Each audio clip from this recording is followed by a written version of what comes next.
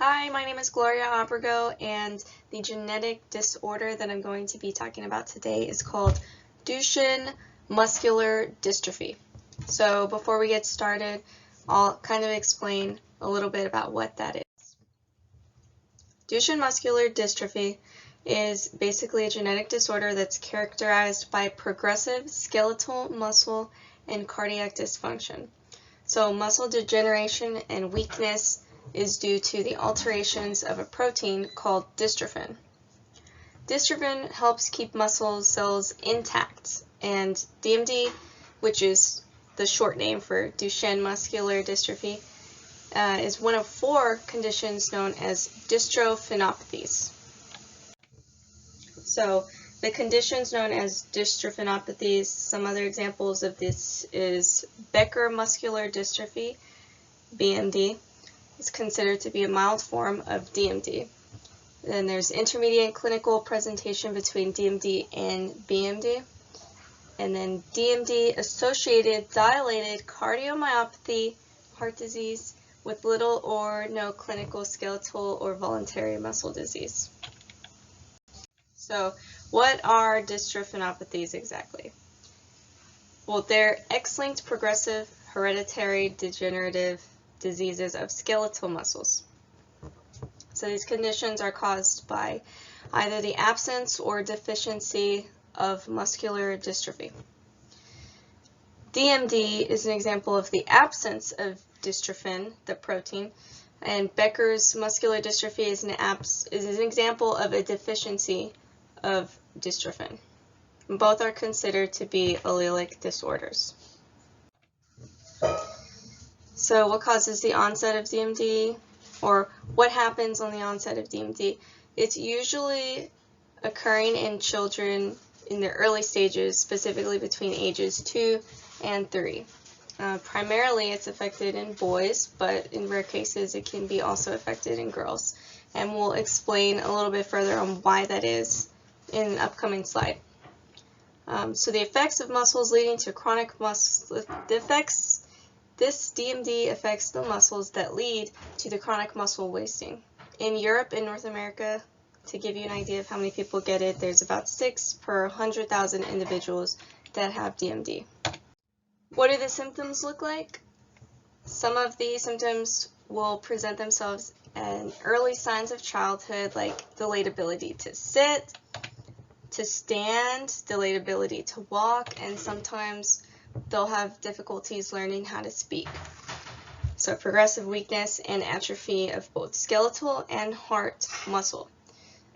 Muscle weakness is usually noticeable in early childhood. So most children with DMD are already having to be in a wheelchair by their early teens.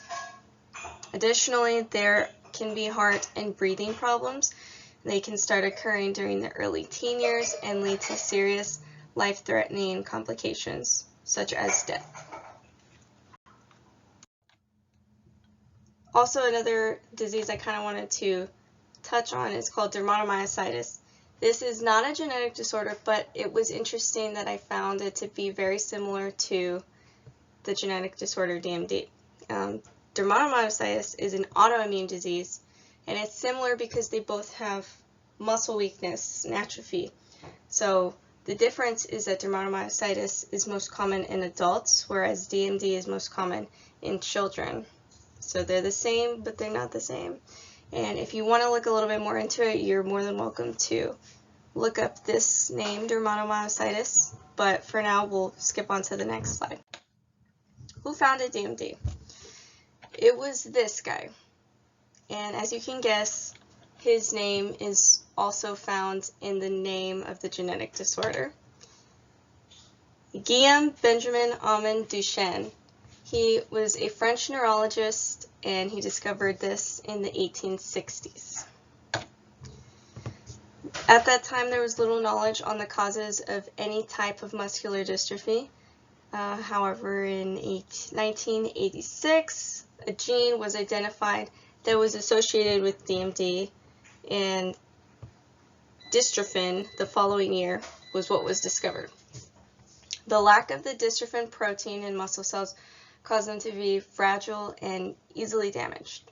So DMD has an X-linked recessive inheritance pattern and is passed on by the mother, who is referred to as a carrier. So now we're going to kind of talk about why that is, the causes of this.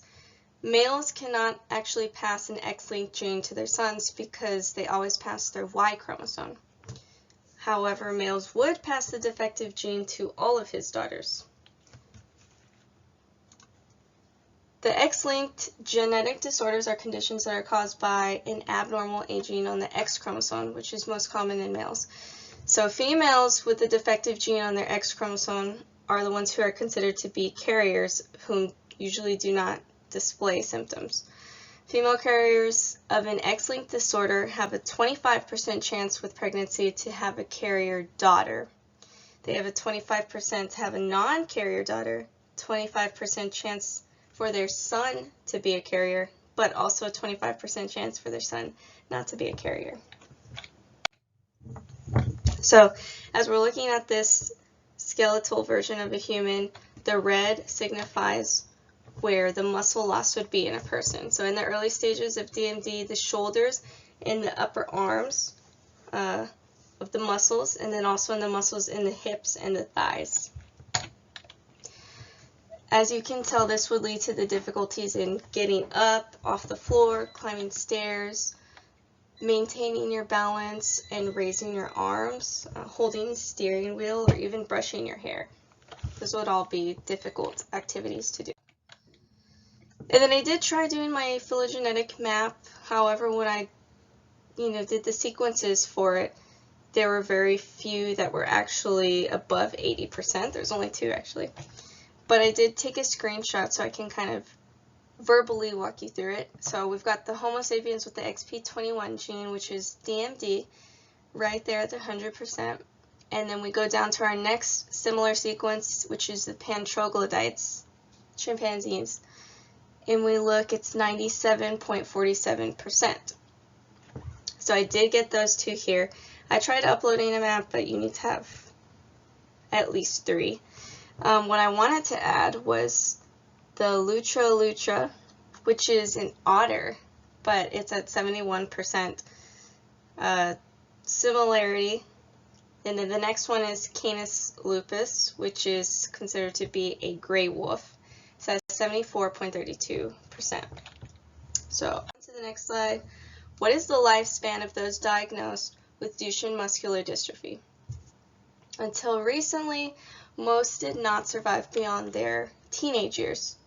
However, thanks to researchers developing many new advancements within the cardiac and respiratory care, they've led to longer lifespans and actually been able to double the increase of lifespan for people. So now, instead of children dying around their teenage years due to DMD, people are actually able to live up into their 30s, and they can go to college, they can get married, they can have kids if they want, so I think that's a great advancement.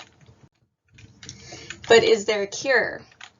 No cure has been found yet. So researchers are still pursuing strategies such as gene therapy and stop codon read-through, and many different ones. In 2016 and 2018, there was actually FDA granted disease-modifying drugs for DMD. So 2016, they granted an accelerated approval, which was called eteplirsen. And then the next one they also granted is called deflazacort. They're both used to treat DMD. As far as management goes, there are ACE inhibitors which are used with or without beta blockers for cardiomyopathy in the DMD phenotype. And then, like we were talking about with advancements in cardiac and respiratory, there's congestive heart failure, which can be treated with diuretics and oxygen as needed. Then cardiac transplantation can be offered to people with severe dilated cardiomyopathy. Scoliosis can be treated with bracing of the body and surgery. And then corticosteroid therapy can be given to people, and those can be taken by mouth injection, cream, different stuff. I researched an article that talked about a case study with a 12-year-old male patient reported to the department, and basically he had decayed tooth, he had fatigue, muscle weakness in his body. The doctors checked him out. His intelligence it appeared in the normal range, but he still had all of these symptoms that were so closely similar to DMD. And then they did discover in his family history that one of his maternal uncles died of the same illness at a young age. So genetic. On a physical examination, the child had an obese appearance. He presented difficulty in standing and walking, getting up from sitting, all the stuff that was presented in DMD.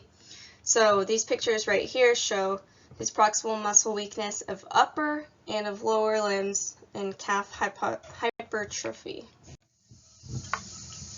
The patient was subjected to several tests, radiology and laboratory investigations. Based on the history, they gave him the diagnosis of DMD. The child was advised to consult a pediatrician because he has to be coming in and out of doctors, checking in on his illness, and undergoing daily therapies. So these are my references that I used. Thank you for watching my video on genetic disorder Duchenne Muscular Dystrophy. Yeah, thank you.